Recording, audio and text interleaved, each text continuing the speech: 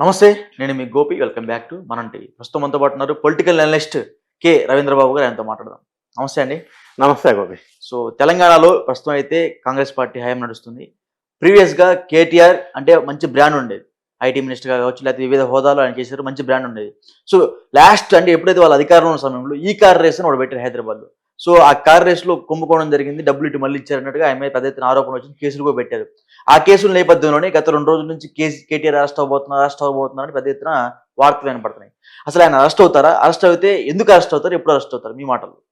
ఈ ఫార్ములా ఈ car race దానివల్ల జరిగిన పరిణామాలు, కేటీఆర్ ఫ్యామిలీకి వచ్చిన ఇబ్బంది, కేటీఆర్ అరెస్ట్ అవుతారా లేదా అనేది ఈరోజు ఉత్కంఠభరితంగా అందరూ చర్చించుకుంటున్న అంశం.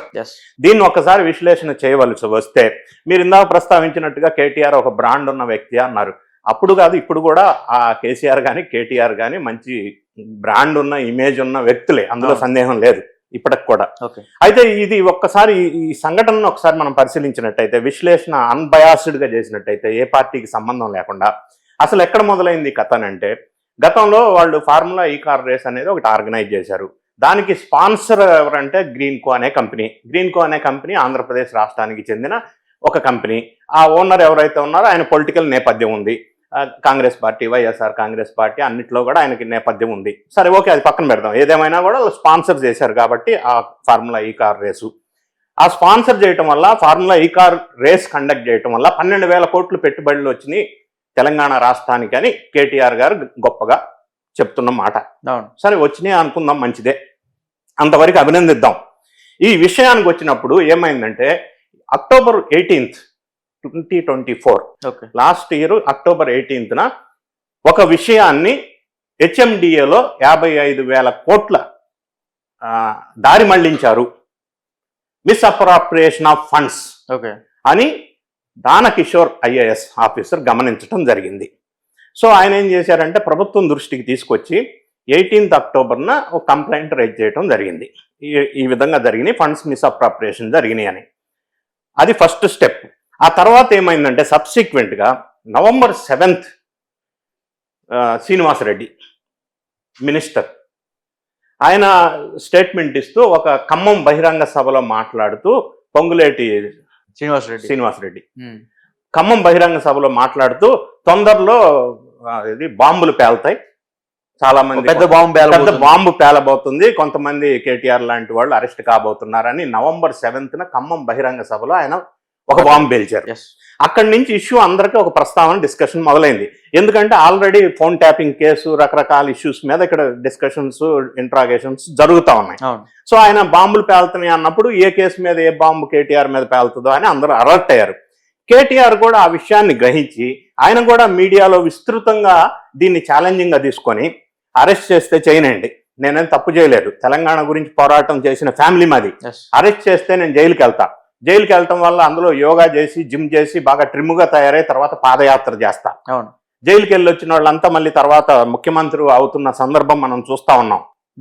అది నారా చంద్రబాబు నాయుడు గారు కావచ్చు, రేవంత్ రెడ్డి ఆఫ్ కోర్స్ 2014లో జైలుకి వెళ్ళాడు, ఆయన ముఖ్యమంత్రి అయిన 2024. సో ఈ విధంగా ఆయన ఏదో కొన్ని రకరకాల ప్రస్తావన పబ్లిక్ లోకి తీసుకెళ్లాడు. మీడియాలో ఒక సంచలనం అయింది అప్పట్లోనే. మేము భయపడము, ఈ లొట్ట పీస్ కేసు ఇది, అక్కడ అరపైసా అవినీతి జరగలే, ఇందులో మీరు పీక్కునేది ఏముంది, ఇది కక్ష సాధింపు చర్య, మీరు చేసేది ఏమి లేదు, ఏం చేసుకుంటారు అది చేసుకోండి, నాకు భయమే లేదు.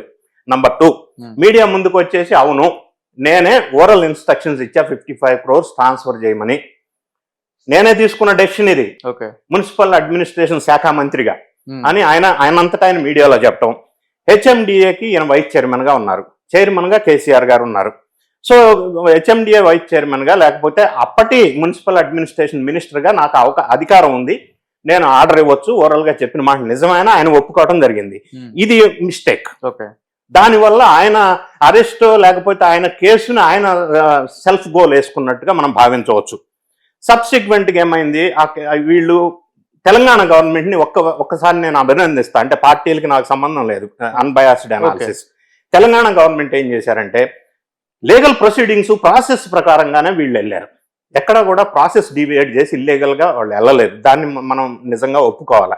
ఈ మాట ఎందుకు చెప్తున్నా అంటే, గతంలో ఆంధ్ర రాష్ట్రంలో పరిపాలించిన జగన్ రెడ్డి గారు ఒక ప్రాసెస్, ఒక లీగల్ ప్రొసీజర్ లేకుండా ఎవరిని పడితే వాళ్ళని అరెస్ట్ చేయటం, అరెస్ట్ చేసేదాకా ఆ విషయం చెప్పకపోవటం, ఎఫ్ఐఆర్ బుక్ కాకముందే అరెస్ట్ చేయటం, రకరకాల అరెస్ట్ భాగవతాలు అక్కడ జరిగినాయి. కానీ వీళ్ళు అట్లా చేయలే. రెండోది, గతంలో చంద్రబాబు నాయుడు గారిని అరెస్ట్ చేసినప్పుడు కూడా అప్పుడు కేసుకు డీటెయిల్స్ కూడా తెలియకుండా తొందరపడి అరెస్ట్ చేశారు. అప్పటికి యాక్చువల్గా రాజకీయ నాయకుడిని కానీ, మినిస్టర్ని కానీ, పొలిటీషియన్ అరెస్ట్ చేయాలంటే ఆయన పై అధికారి అనుమతి తీసుకోవాలా. దాన్ని గతంలో చంద్రబాబు నాయుడు గారిని అరెస్ట్ చేసి 53 రోజులు జైల్లో పెట్టినప్పుడు అప్పట్లో ఆయన ప్రతిపక్ష నాయకుడు ఆంధ్రప్రదేశ్ ప్రాంతానికి.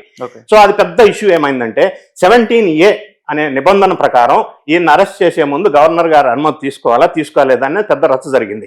ఆయన కూడా స్క్వాష్ పిటిషన్ వేశారు హైకోర్టులో, అది డిశ్చార్జ్ చేశారు. తర్వాత ఆయన కూడా సుప్రీంకోర్టుకి వెళ్ళి క్వాష్ పిటిషన్ వేశారు.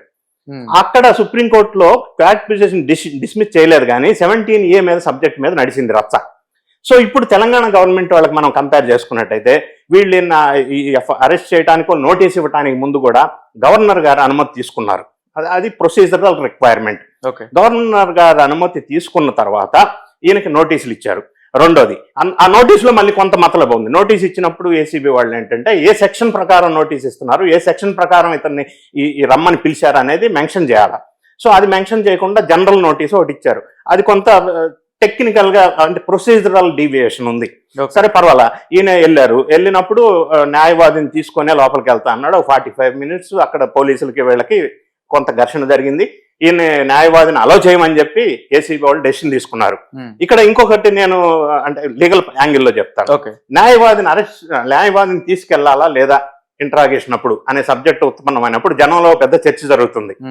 నా ప్రకారం లీగల్ పాయింట్ ఇందులో ఏంటంటే సెక్షన్ 41B ప్రకారం ఎవరైనా మీకు నోటీస్ ఇచ్చి ఇంట్రాగేషన్కి రమ్మని పిలిచినప్పుడు లేదా అరెస్ట్ చేసి పిలిచినప్పుడు మీరు న్యాయవాదిని తీసుకొని వెళ్ళొచ్చు. నంబర్ 1. నంబర్ 2, ఆ సెక్షన్లో ఏం చెప్తుందంటే మీరు న్యాయవాది ఇన్వెస్టిగేషన్ రూమ్ లో మీ పక్కన మీ దగ్గరలో ఉండటానికి వీల్లేదు, విజిబుల్ డిస్టెన్స్ లో మీకు ఉండొచ్చు. అది సుప్రీంకోర్టు కేసు లాస్ చాలా ఉన్నాయి. గతంలో చాలా సందర్భాల్లో ఆంధ్రప్రదేశ్లో అరెస్ట్ చేసినప్పుడు వాళ్ళ లాయర్ని తీసుకెళ్లారు. ఇక్కడ తెలంగాణలో మన తీన్మార్ మల్లన్న ఇంట్రాగేషన్కి వెళ్ళినప్పుడు గతంలో ప్రీవియస్లో అప్పుడు కూడా లాయర్ని తీసుకెళ్లారు. ఈ కండిషన్ చట్టంలో ఏముందంటే లాయర్ని తీసుకెళ్లి విజిబుల్ డిస్టెన్స్ లో ఉంచాలి. ఆయన వినే అంత డిస్టెన్స్ ఉండొద్దు, నీ పక్కన కూర్చోబెట్టద్దు. అది 41B ప్రకారం అవకాశం ఉన్నా తెలంగాణ గవర్నమెంట్ వాళ్ళు ఎందుకో తెలియదు కానీ దాన్ని రిఫ్యూజ్ చేశారు మొన్న 6వ తారీఖు ఈయన పిలిచినప్పుడు. సో ఈయన తర్వాత సబ్సిక్వెంట్ గా హైకోర్టుకి వెళ్ళటం జరిగింది. హైకోర్టులో ఫైనల్ గా ఏంటంటే స్క్వాష్ పిటిషన్ డిస్మిస్ చేస్తారు ఒకటి. రెండోది, అప్పటిదాకా అరెస్ట్ చేయొద్దు అని ఏదైతే చెప్పారో అది కూడా ఇక నుంచి అరెస్ట్ చేయొద్దు అని క్లాస్ కూడా ఏం లేదని చెప్పారు. మూడోది ఏం చెప్పారంటే న్యాయవాదిని తీసుకెళ్ళండి, కాకపోతే ఆయన మీకు విజిబుల్ డిస్టెన్స్ లో ఉండాలా, మీ మాటలు వినే అంత డిస్టెన్స్ లో కాకుండా అన్నారు.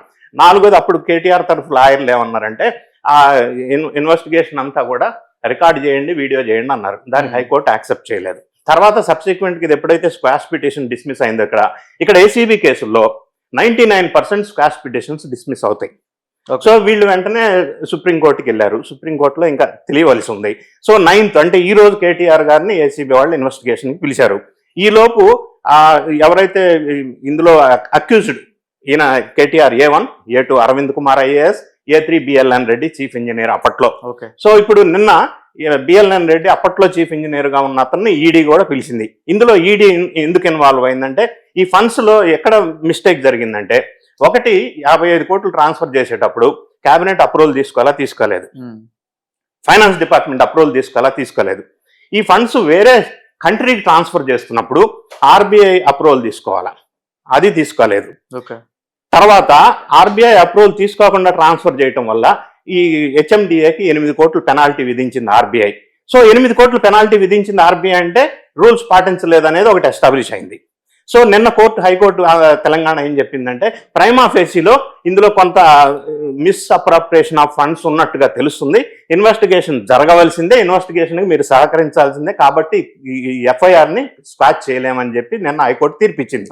సో ఈ రోజు ఈయన ఏసీబీకి ఎంక్వైరీకి వెళ్ళేటప్పుడు సరే లాయర్ని తీసుకెళ్లారు, ఆయన వేరే లైబ్రరీ రూమ్ లో విజిబుల్ డిస్టెన్స్ లో పెట్టారు, ఈయన ఇంట్రాగేషన్ ఇన్వెస్టిగేషన్ స్టార్ట్ అయింది. సో ఇందులో మనం గమనించినట్టయితే కొంత ఈయన ఓరల్ ఇన్స్ట్రక్షన్ ఇవ్వటం, రెండోది క్విడ్ ప్రో జరిగిందని ఒకటి ఎస్టాబ్లిష్ చేస్తా ఉన్నారు. అది ఎలా అంటే గ్రీన్ కో కంపెనీ వాళ్ళు వీళ్ళకి ఎలక్ట్రల్ బాండ్స్ 40 కోట్లు చెల్లించారు అని. అది చెల్లించిన తర్వాత 1 month కి ఫార్ములా ఈ రేస్ జరిగింది.